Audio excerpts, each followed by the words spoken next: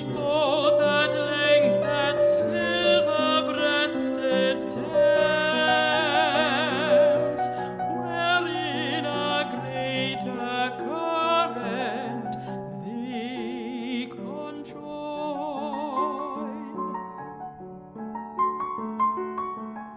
Thanks, everyone, for tuning in. I've got Zach Finkelstein, tenor extraordinaire, on the podcast today. Stop. Some of you may not know that Zach and I just finished recording a CD of Britten's Canticles, which is available now. Is that right, Zach? It certainly is. It's available on Scribe Records. It's available on my website, zachfinkelstein.com, and all the, the usual stuff, Amazon, iTunes, Spotify. Cool. We'll get more into that later, and what made you want to record that work, and more about the music itself. But first, I'd like to talk about how you got into singing, and if that's something you'd wanted to do for a long time, or if it was something you suddenly decided to do. Yeah, it was. I had a pretty late start in singing. So, I grew up as an instrumentalist. I played tenor sax and piano, mostly jazz. And I had some classical background, but I was mostly an amateur, especially through college. I did, college a cappella. I did some classical singing in choirs, but I studied politics and economics in undergrad, and I didn't go pro or go back to school until I was about 25. So I had a late start, partially allowed because I'm a tenor, and tenors, it's not fair. I'm sorry. But yeah, so I had a whole other career before I became an opera singer. I was a political consultant doing polling and focus groups, and I basically just had, the usual millennial quarter life crisis back in 2009, when a lot of people were sort of reconsidering their options too. Mm-hmm. And yeah, I met my friend from college, Ben Hammond, came up and asked me to record on his album. And he's a pop indie singer-songwriter, a great guy based in Denver. And so I sang backup on his album, and I hadn't sung in 5 years. And this was sort of the, come to Jesus moment where I was like, okay, well, this is what I need to do. So I basically went back to school at the Royal Conservatory of Toronto.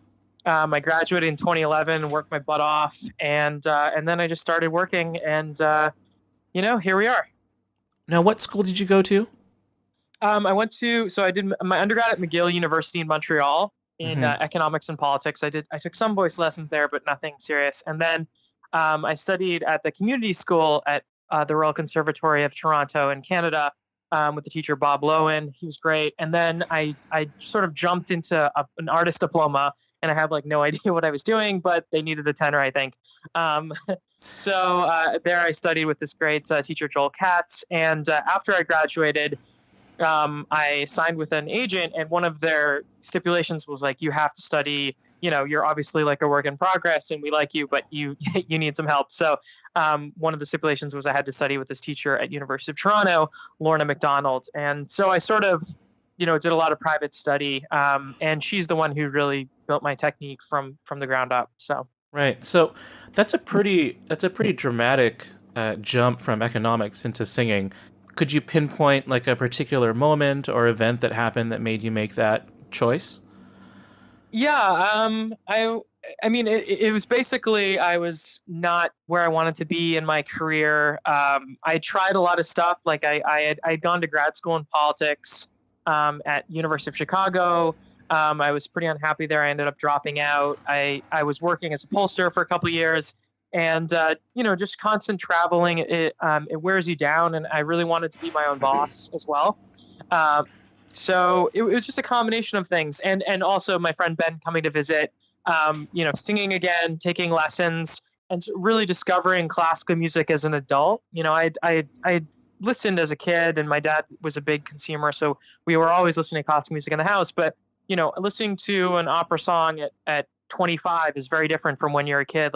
Just a very different, life experience. And so basically, coming to it late, I had a lot of my, economics and marketing background that really helped build my career early on too. So it was just sort of a combination of those things. Interesting.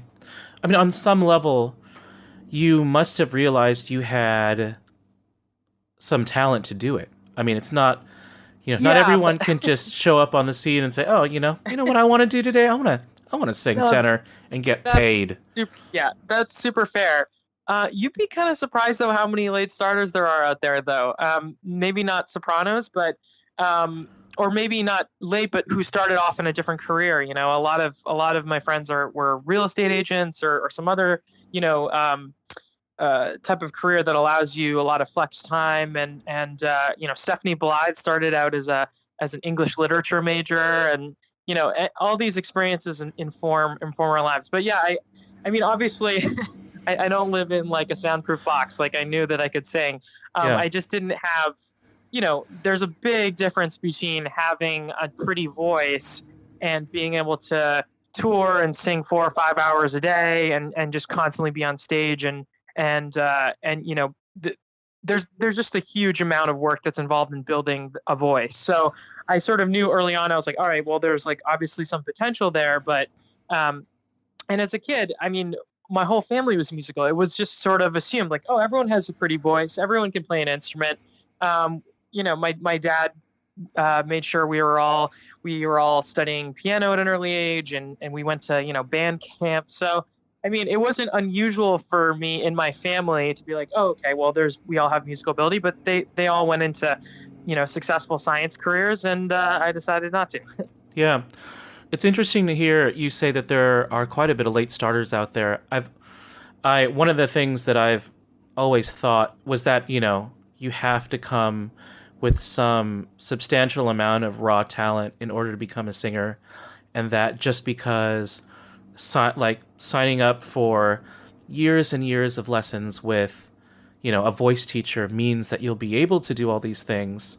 And I bet it's just like a portion. It's like you need 70% portion raw talent and then 30% effort and discipline.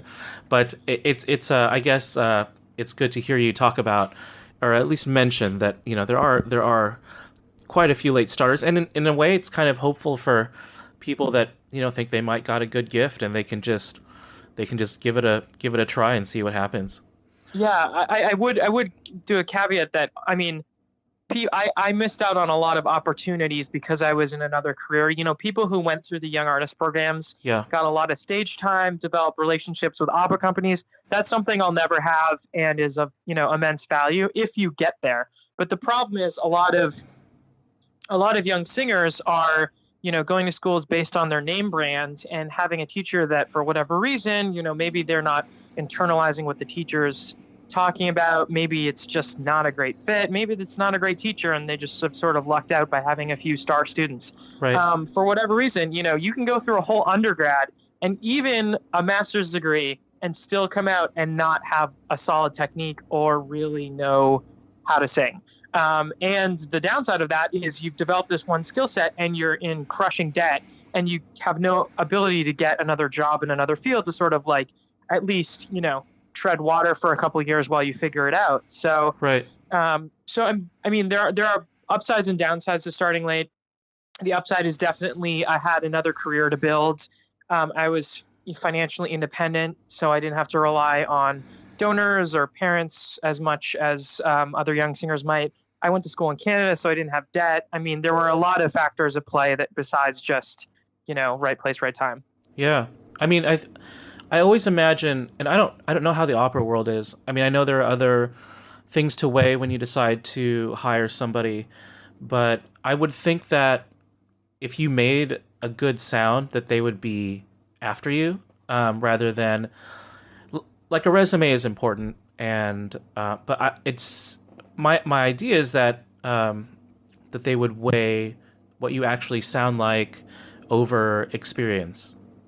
Yeah, for the work that I do, I would say that's one of the reasons I got out. I sort of like got out the starting gate pretty quickly. Yeah. Is because a lot of what I do, my type of voice, I'm a light lyric tenor with a kind of like high top. Uh-huh. So so that type of voice is very easily you could put that into a Bach or a Handel piece, and you can float without a lot of technique and still sound pretty good. Yeah. but bigger voices have other challenges. And the opera scene, I've had some success in it. I've had some main stage debuts, but the bulk of my work is concert work. So, and a lot of that is, as simple as someone hearing a clip on your website. I mean, it's really, audio is critical. Yeah. Who is critical, and almost all my work now is word of mouth. I don't as audition as much anymore. Whereas, I mean, a lot of opera people are just constantly auditioning for new opportunities. And for that, it is really like, have you performed the role? Because it's a very, for a business that spends a bajillion dollars on sets and marketing and everything, it's actually quite a risk averse business. And they want to make sure that you can, not only that you can sing the aria, but that you've done the whole role. Because, it's like a catch-22. They don't want to be the first ones to try you out. But if you never get there, it's basically like everyone who's done the role gets the role. Yeah. And if you don't get the role, I mean, if you haven't done the role, you can't get the role. So, but with concert work, it's much different. I mean, I've been hired to sing things. I'm like, yeah, sure, totally. And then I'm like, who's that? Like, what composer? I don't even know the composer, So it's just it's a different ball game in concert work. So can you talk more about the circuits? I mean, I imagine, so you're in, you do mostly concert work, and I also know about people that do mostly opera stuff. Can you talk about more of these kind of specialties or these sort of circuits as I've put them in my head? Yeah, I wanted to be a generalist for when I was a young singer. I wanted to try and sing, go out for Mozart roles and Donizetti, and sort of, I understood that I had a lighter voice, but I was like, you know what, I have a pretty good shot at this.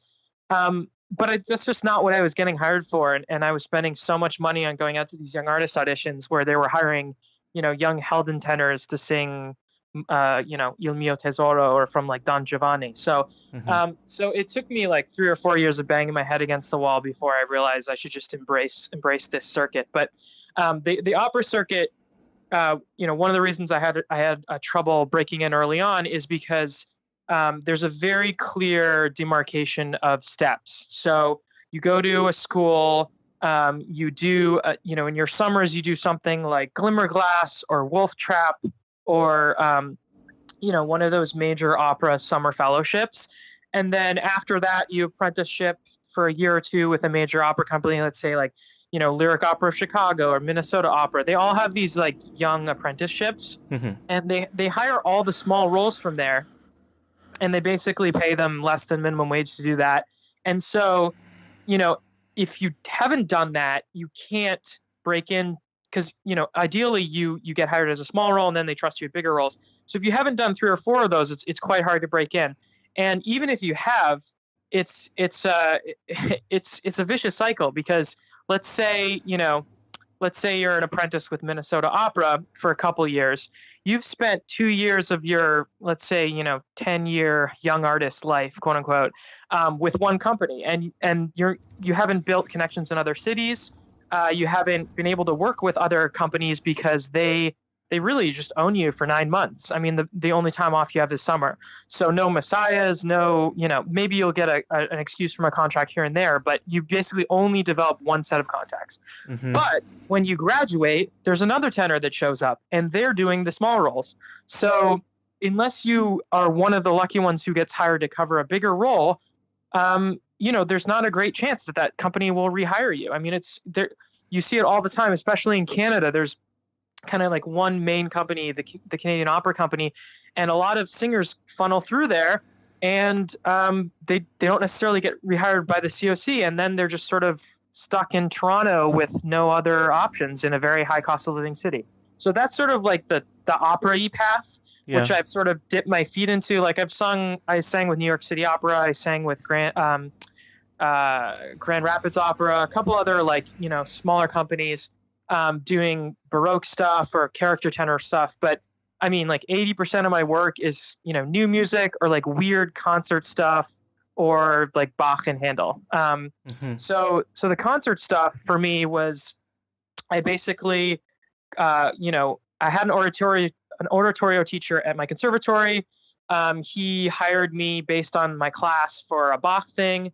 And then I just treated it like a marketing campaign. Like I tracked down every person in Ontario, which is where I was living, who I Googled like Mozart Requiem, over the last 5 years, and figured out who was hiring soloists and who was taking from the choir, and I shouldn't even bother reaching out to them, and then who was just like way above my pay grade, and it would be way too soon to reach out to those people. So I sort of segmented them into different groups, and I reached out to them with recordings and said, hey, I just sang this Bach thing. I just did a summer at Tanglewood. I have some momentum. I have an agent now. I'd love to come sing for you. So that's sort of, I built it sort of regionally and then nationally that way. And it was all kind of my own auditions, word of mouth type stuff. Interesting. How much can an opera superstar make? I actually don't know the upper limit. But I know that people at the Met, can make as much as 20,000 a performance, but that's for like, Placido Domingo. Yeah. I know that, there are people making very comfortable low six figures that you probably have never heard of. Anyone who's performing at a house like Seattle Opera in the main role and who does, 6 to 8 of those a year is definitely making over 100K. But those people are traveling, 330 days a year. So, yeah. And there are a lot of expenses involved, like there's so many variables, like, depending on the company, sometimes they'll pay you a flat fee and then they'll expect you to find housing. I don't know for sure, but I think Seattle Opera, you need to find your own housing. So there's, and then some companies, they'll pay your flight, they'll pay you per diem, they'll pay you for your hotel. It just depends on the company, but generally, they're making a good upper middle class living if they're working regularly. But if you see someone's resume that's like they've been working for 15 years and they only list like 6 companies, those people are obviously struggling a lot. And it's such a feast or famine with opera because, you only have a couple connections that you work with regularly. And, there's turnover at companies, artistic directors change, people are just fickle, someone else comes along. So I've definitely had situations where someone was hiring me for tens of thousands of dollars and then was just like, oh, here's a new tenor I like. And then I never heard from that person again. So, I mean, it really depends. Do you feel like there's a huge pay difference between, say, the opera circuit and the concert circuit? That's a good question. Okay, so there's like different segments. So the people at the top of opera, and the people at the top of concert are both doing really, really, really well. Like, Yuja Wang probably makes 20 grand a performance too. I mean, those people are doing really, really well. The problem gets into, well, and at the bottom, they both make almost nothing. So it's like the regional opera companies that are like, we need you for 6 weeks of rehearsal and you have to take every afternoon from work off and you have to find your own way to get there and we won't provide housing and it'll be $600. And so you basically don't make any money. Right. And concert work is pretty similar. It's just the advantage of concert work is there's less rehearsal. I mean, from a monetary perspective, obviously not from like a musical perspective, you want as much rehearsal as possible. But, most concert work is something like fly in on a Wednesday, rehearse Thursday, performance Friday, Saturday, fly home Sunday. And that will often pay the same as a opera contract that takes, between 4 and 6 weeks with a lot of prep work, like rehearsals and staging and, that type of thing. Interesting. So what is an agent and what do they do for you? Okay, an agent is sort of your bad cop. Like, if you don't have an agent, it's really hard to negotiate. And not just because, agents have power and singers don't, but because often it's a direct relationship between a singer and a conductor, and it's very it's just very personal. And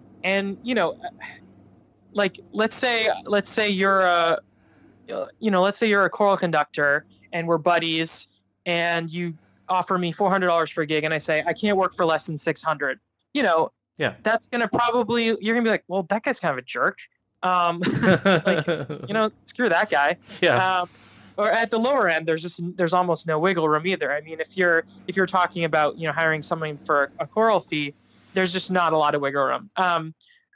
And so it's nice to have some to be like play stupid and say, oh, I don't know what my schedule is. You'll have to check with my agent, and then my agent will say something like, here's his minimum fee. And usually, if it's if it's an orchestra or like a pretty established chorus, that fee starts at 1,000 with an agent. Uh-huh. So that's sort of like how you get to like a middle class living, is being able to work with companies who will pay you that much, and it's really hard to do that without an agent. That being said, there are people that do it and have some success, but it requires like a real self starter. And so they're like your front line. Sometimes they arrange travel, sometimes they don't. Oftentimes they'll arrange an audition, but most of the time, I would say like 20% of my auditions come from my agent. The rest I sort of find on my own. It's also a little different for me because my agent is based in Toronto, Yeah. and I moved 3,000 miles away. They were kicking and screaming about that, but yeah, I moved 3,000 miles away, and it's sort of like anything I find around here that's under 1,000, I'll just sort of quietly figure out on my own. So that's sort of the broad strokes of what an agent does. They find you auditions.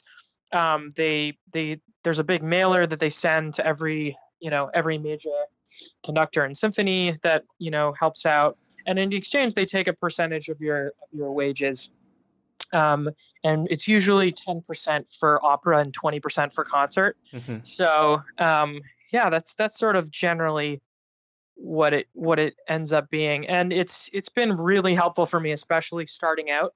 Yeah.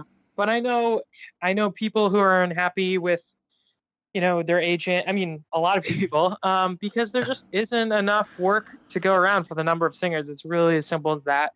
And any agency that has over 20 or 30 singers is really going to be spreading that out. So especially in smaller markets. And if you're not, for my agency in particular, like if a Bach thing comes up or if a Messiah comes up, I'm I don't know for sure, but I'm pretty much one of the guys they think of regularly for that work, so they'll reach out to me. If the guy says I need a tenor, not I need so and so. But if you're not top of mind with your agent, then really there's no point. So it's very helpful if you have a relationship with that person, and you have the kind of respect, and you've delivered for them before. But yeah, results may vary. Yeah. How many singers does an agent represent? Would they represent, say, a truckload of tenors, or do they represent like a few sopranos, a few tenors, and any idea about that? Yeah, it depends on the agency. Usually, so my agent, I think there's 3 full-time agents now, and they have a support staff, and I think they have about 80 singers. Wow. But they're sort of cutting down on some singers now, and they're adding new ones. It's always kind of changing, but yeah, usually it's like, I would say, at least 4 or 5 people on a voice type. If it's just a one-stop shop, like one-person agent, which there are a lot of those, it's probably like 15 singers or something. So it really depends on the agency. In the bigger agents, I mean, hundreds of singers. So.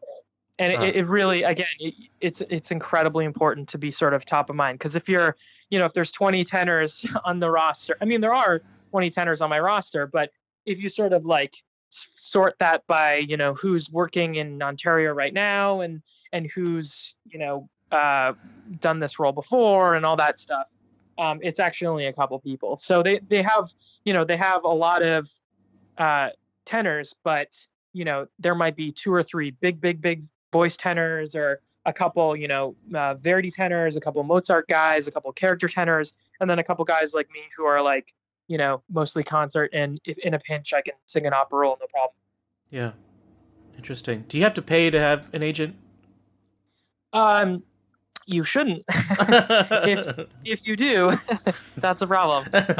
No, generally they work on commission. Okay. So and it's really like, you have to be worth it. You also have to be worth it enough for them to like go to bat for you. So if you're constantly, whining about them taking 20%, or you're giving them a hard time. I mean, if you're only making them a couple $1,000s a year, they might not think you're worth the effort anymore and just kind of like quietly put you away. So there's like a really interesting financial dynamic with agents. I mean, not everyone on the agency is making them a lot of money, but it also, every once in a while a role will come along for a certain type of voice, like a huge voice Yeah. that'll sort of net them something. So they have an incentive to keep different types of voices on the roster. But if you see your voice type on a roster, it's very unlikely that they're gonna bring you in.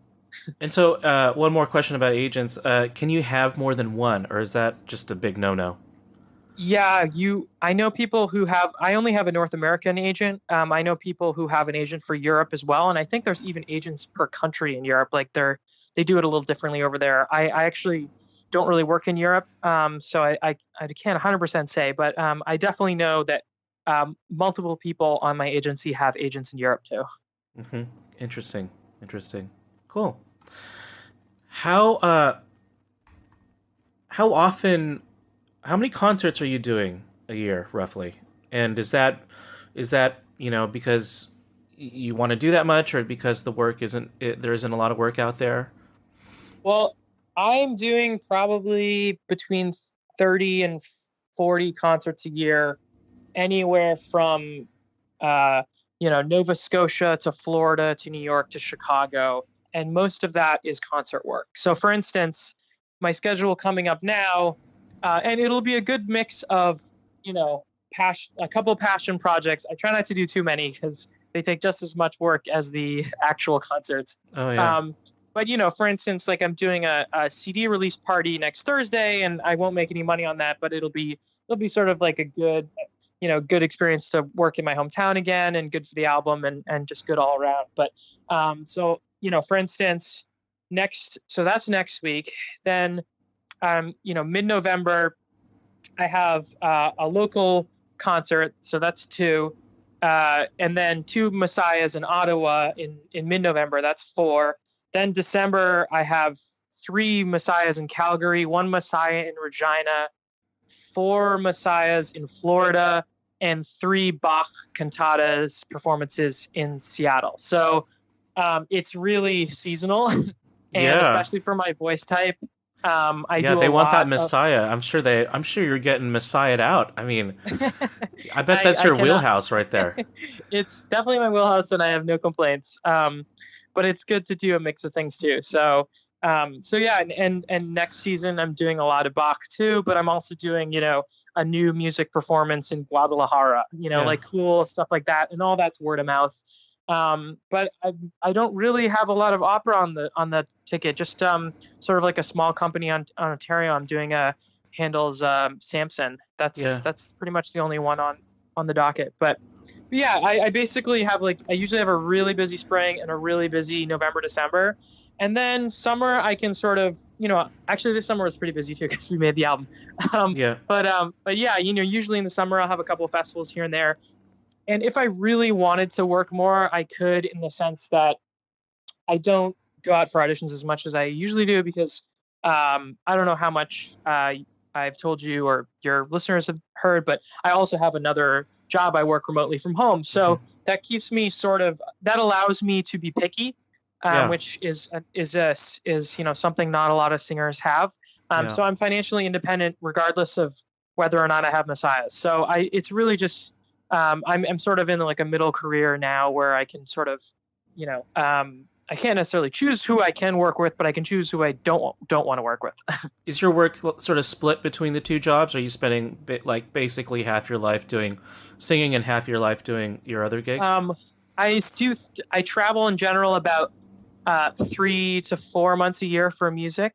And as I said, I'm a concert singer, and it's sort of like a Wednesday to Sunday thing. So that's actually quite a lot of gigs.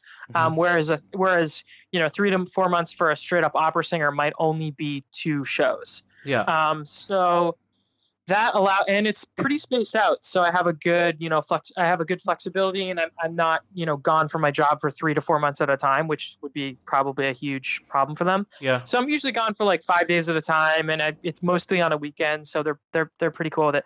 And then the rest of the time, I work remotely, and I start at 7 a.m. and I end at 3 p.m. Okay. And so that gives me two full hours a day during the week to practice, and a little extra time to do admin for the album, like mailing review copies out and that type of thing. So Yeah. so I basically travel 3 months straight up for music, where I'm only doing music. Although I sometimes I work from the road, but generally I try and separate it. And then when I'm home, I probably need another 6 months of preparation and practice. Yeah. So even if I didn't have my job, I'd still be busy, 8 to 9 months a year. Interesting. Do you prefer Baroque stuff or over other Yeah. stuff, or yeah? I didn't at first. Like it's like every opera singer wants to sing, what's the one? The one with the high C. Che Oh. Gelida Manina. Everyone wants to be Rodolfo. But you get exposed to things, and you hear things more often and more often. And for me, I just fell in love with Bach, and I want to sing it every single day. And I've learned how to sing it really well, and it's fun for me. Yeah. Whereas for a lot of singers, it's really stressful. For me, it's just like, oh, this is great. So if I had my choice, I would sing Bach every single day, all over the world. Yeah. And Messiah is great. I love Messiah. But anything in the sort of like sweet spot that's like, right up in the passaggio and involves some nice Baroque instruments, I really like. How do you deal with getting sick on the road? Well, I have a cold right now. Yeah. So do I, it's actually. It's not A little bit great. of one. Yeah. I generally try not to get sick. All the super crazy singer things like, wash your hands, use sanitizer, sleep a lot, drink lots of water, that type of thing. I'm on a pretty particular diet for singing too. Like I have reflux. So, controlling your diet, exercising every day, those things. And if you get sick, there's really not a lot you can do. You just shut up and try and do the gig. Yeah. I've never had to cancel a gig, I don't think, for being sick. But I have sung through gigs, some very large gigs, being sick, particularly one in Chicago. And for that one, I went to the doctor and I took prednisone. But What is that's like that? the last. It's horrible. It's a steroid. You never want to take it. Sounds awesome. It's like you have a super Yeah. voice for a second. Yeah, you feel like it, but then it's like the effects wear off, and you're like, what have I done? Yeah. But yeah, generally try not to talk as much or only talk as much as you need, and do all the super, nerdy singer things, like lots of, tea with lemon and all those things. But there's just nothing you could do. I mean, and if you don't sing the gig, you don't get paid. So Yeah, that would be a source of anxiety for me. Just Yeah. if you were constantly, having to produce some solo stuff, for sure. that much, it's just like, oh my God, I cannot get sick. It's really bad for countertenors too, I think, because they rely so much on head voice. Yeah. And it just having a cold just wrecks your head voice. So Yeah. For me, it's a challenge. Like you basically you can't alter your technique because of it. So you have to say, okay, this doesn't sound like it usually does, but I'm not going to push. I'm not going to mess with it, because it's really easy to do, to just sort of like chest it out, and just people are like, oh, that sounded great, and then like all of a sudden your voice is a weird mess for like a month. So Yeah. I just trust, I have a really clear sense of my own technique and what it takes to do, to have the right airflow and to place the sound correctly. And if it's a little, if it sounds a little wonky, or if there's not 100% vibrato, because I'm sick and my my abs are like, stop, don't Yeah. do that. Uh-huh. And if my muscles aren't at 100%, that's okay. So I just, and 99.999% of the time, no one notices or cares. And the worst is when singers like make their gig about being sick, like, Oh like, yeah. tell everyone. And like, I often, if I'm there and I can phonate well, I don't necessarily tell anyone. It's not a secret, but it's like, It's like if someone enters the room and you say, this guy's a huge clumsy dolt, and he falls over, you say, oh, what a clumsy idiot. But if you say, here comes the most graceful person in the world, and they fall, you say, like, what a graceful recovery. So it's all about, setting it up Absolutely. for success. So if you're known as like the sick tenor, oh God, good luck. Yeah. It's bad. That's so what is your ritual? Like specific ritual for getting yourself ready to sing a solo when you've got a cold that day?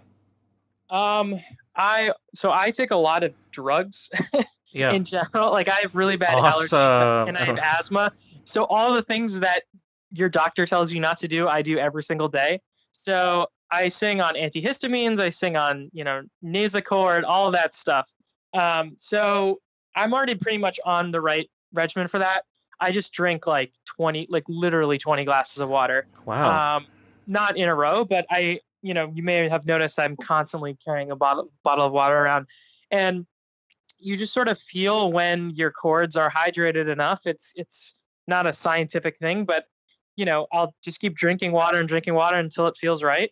And just don't talk and sleep and do like yoga and Pilates and just I do a lot of warm up with a straw as well. I find it's really good for getting your folds kind of lined up properly. Whoa, talk about that a little bit. Yeah. So I'm not a voice teacher, but I do play one. No.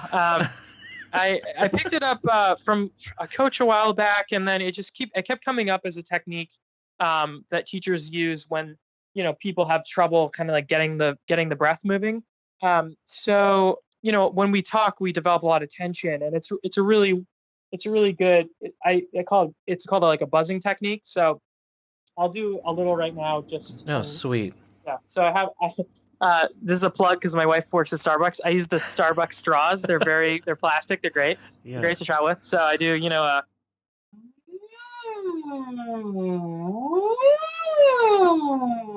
those kind of gliding exercises. So you put your lips on one end of the straw and then you just sort of sing through it? Yeah, you sing through it. And it's actually really good as well when you travel, if you're like on a subway. I mean, it looks super weird. Yeah, it does. You basically sing at full volume in like a small room, and everyone's gonna be like, "What's that weird buzzing sound?" But they're not gonna like be like, "Who is that guy literally yelling at me?" And what does it do? It just kind of like lines up your voice and your muscles, and for me, the balance between chest and head is really kind of tricky to get, especially for tenor. For my voice at least, if you bring up too much chest, it's really hard to access the top. But if you don't have enough chest in your sound, it's not going to carry. So you get the hooty, like woo, that type of stuff. So just making sure that's lined up. It helps with that. It helps with getting the breath moving. So that's one technique I use every day, and it really helps if I'm sick too. Yeah. Lip trills, tongue trills, and ooey ooey ooey, that type of stuff on like on falsetto coming down. To kind of get, again, it's all about for me getting the proper chest head mix. And having a cold, it's like having it's like your chest voice is like Swiss cheese. So just getting that proper balance is once it's there for me, it's like talking. It's really easy, but it's just making sure that that's there. I love we're getting a little clinic here from this Mr. I'm not a voice teacher, but I'm really not. People are going to love that stuff though. That's great. So let's switch over to the Britten Canticles and just say a bit about why you wanted to record that and kind of how you did it, how you got funding for it, and how you decided to choose your players and yours truly to record it, and tell us about what you like about it, and yeah. Well, I was originally going to call it Mark David Obenza the Obenzas, but that didn't work. Right. So anyway, I back in the days when I was a little bit younger as a young artist, I went to this program called the Britten and Pears Young Artist Program in Albury, UK. So that's where I studied. I was basically introduced to the whole Britten repertoire. It was about a dozen singers, and we worked with Ian Bostridge and Julius Drake. And we just went through pretty much the whole vocal repertoire from A to Z. We didn't do all the Canticles, but that's when I first heard Canticle 2, which is Abraham and Isaac. I mean, the intro is just one of the most beautiful moments of choral writing, I think, in history. It's just the way that he writes the tenor voice and alto as this, as one voice, coming in and out of dissonance. It's just an incredible piece. So that piece just absolutely blew me away. And I was like, it's perfect for my voice. I also sang Canticle 1 in college. So I was like, this is a great fit. And it was just clearly, especially Canticle 2, it just really spoke to me at the time. Yeah. And their relationship between Benjamin Britten and Pierre Pears really intrigued me because, as a romantic, it was just so fascinating to see a relationship for 40 years where someone writes for the tenor voice for 40 years, and just this huge wealth of, dozens and dozens of major works, Aschenbach and the Met, every Billy Budd, like all the major Britten operas were written for one voice. And it just and that voice happened to fit my voice pretty well. So I was like, oh, well, I have to explore this. And then I was like, I was only a couple years into my singing career at that time.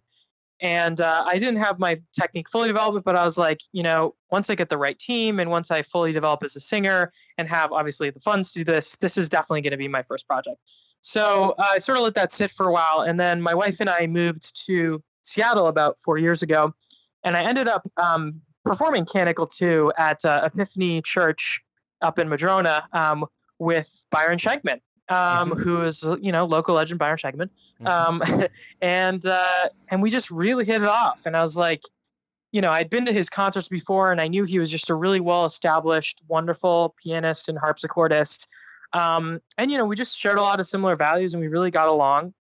And that's when I was like, this is a guy we could build an album together. And because the pieces, Canticle 1, 2, 3, and 4 all are with piano and tenor.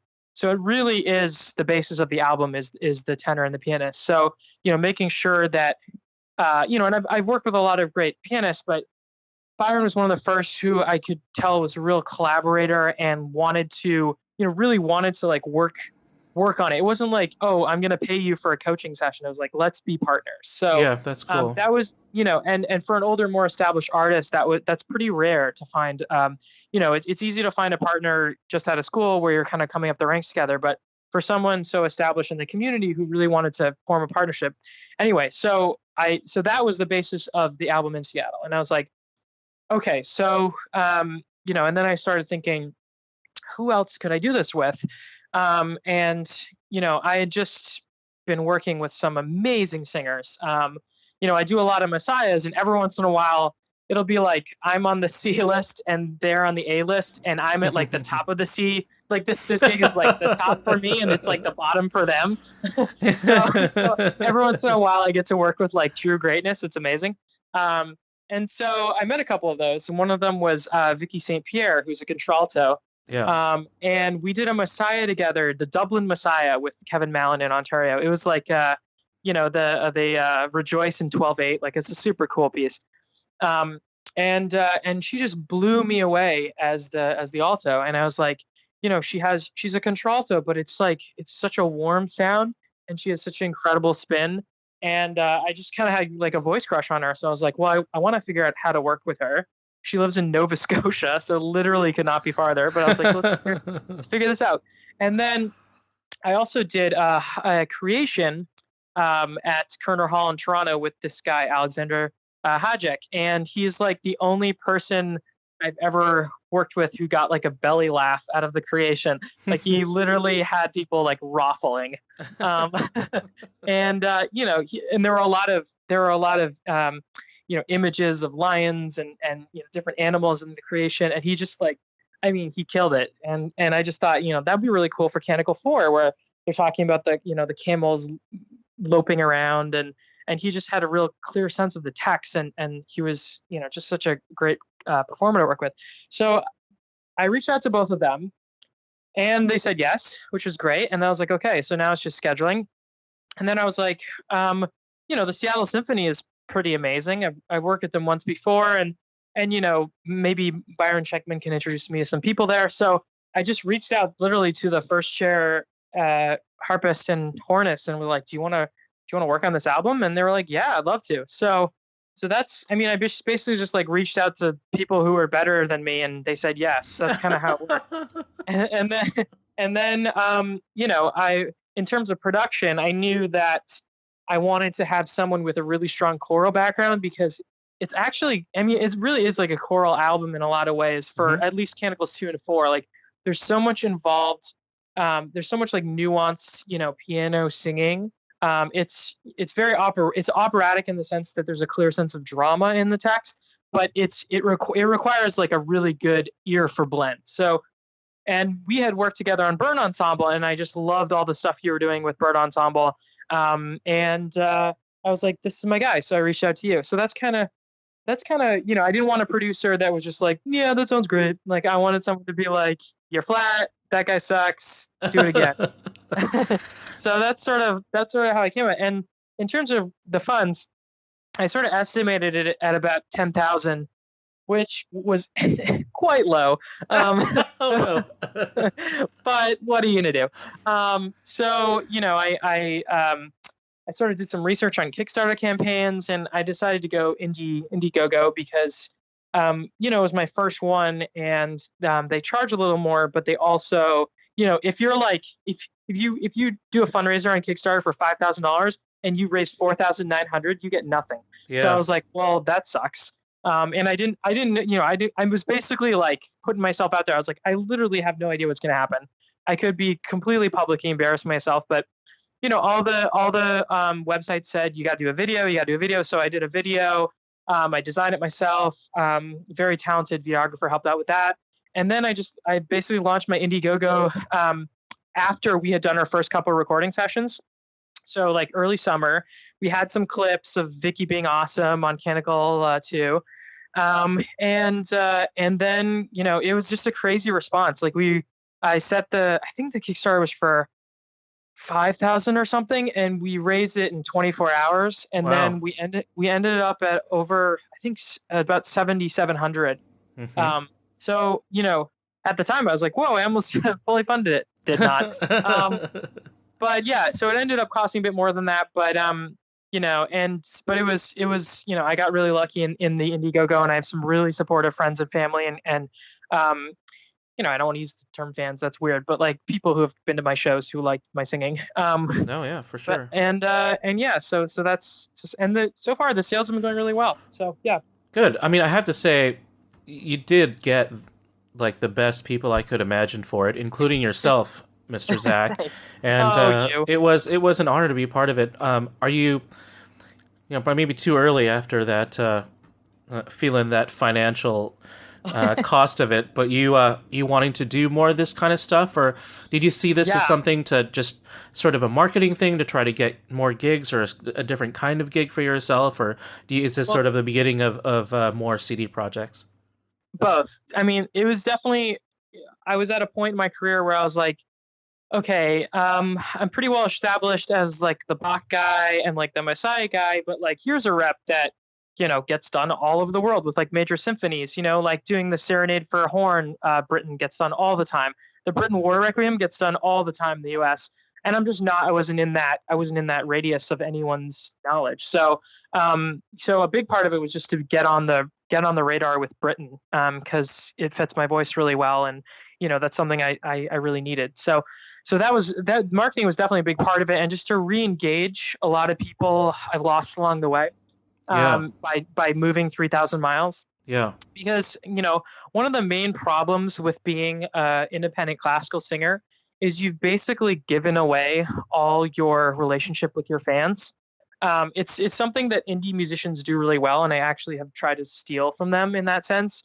When I do a Messiah, let's say in Toronto or Ottawa or New York or something, what happens is I get hired through my agent, through a presenter for an organization. They control all the ticket sales. They have everyone's information and emails. And then I just show up. Maybe they'll advertise my name. Maybe they'll just say, the so-and-so symphony's Messiah with selected soloists, never mentioning my name. And then someone will come, and maybe there'll be a program that says my name, but maybe there won't. And then someone will come and say, oh, I really like that tenor. Yeah. And then, as concert gigs work, you usually, if you have a good relationship, get hired, every other season would be like a pretty good gig, Yeah. So I come back in 2 years and that person's gone. I have no idea where they went.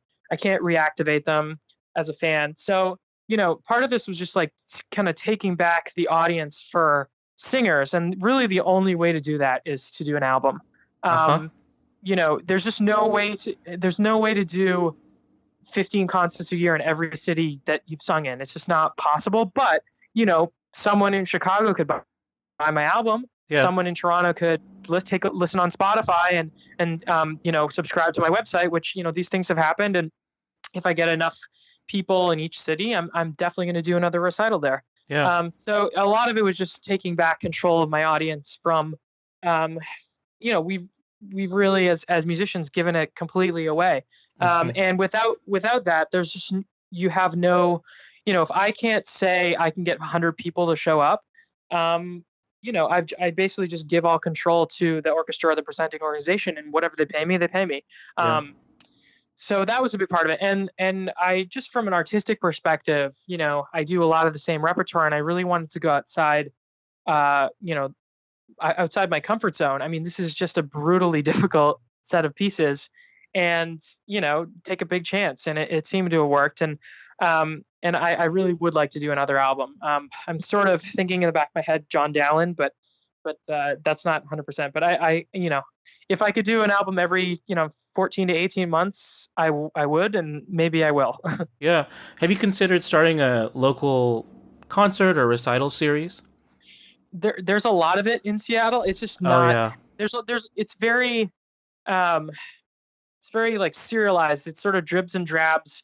And everyone has, can bring 20 or 30 people to a concert, with the exception of Byron Checkman, who regularly brings like 400 people to Nordstrom, recital hall. It's amazing. Mm-hmm. But, everyone's got their own little thing. And there's another great group, Henry Lebedinsky. He has a crew here that do Pacific Music Underground, and they've hired me. There's another guy, Brian Armbruster, in Seattle, who does the Seattle Art Song Society. He's great. So everyone's kind of like doing that right now. Yeah. And because my time, not to sound snooty, but like I work 2 jobs, and all my music has to be focused on like learning for the next gig or kind of like building my base. So anything admin based, I'm trying to get off my plate. No, I feel you. So starting, how it is just in terms of running Bird Ensemble. I mean, Oh, yeah. just like getting people to show up and learn their music. And I that's a skill set. It's a skill set I have, but I'm using on my other job right now, and I don't want to like do that again. Yeah, for sure. No, that makes total sense. Well, it's been great having you on the podcast, and I appreciate you sharing with us stuff about the ins and outs of being a pro tenor, and wish you the best of luck. Thanks a lot, Mark. And I hope everyone got something out of this, and it was a lot of fun chatting with you. And if people want to follow you on social media, how can they do that? Twitter at Zach Finkelstein, I think, and then at Zach Finkelstein Tenor on Facebook. And then my website is zachfinkelstein.com. So I'm sure you can spell that in the notes. Yeah, and I'll link to all that stuff too. Well, thanks again, Zach, and hope to work with you again soon. Yeah, absolutely, Mark. Take care.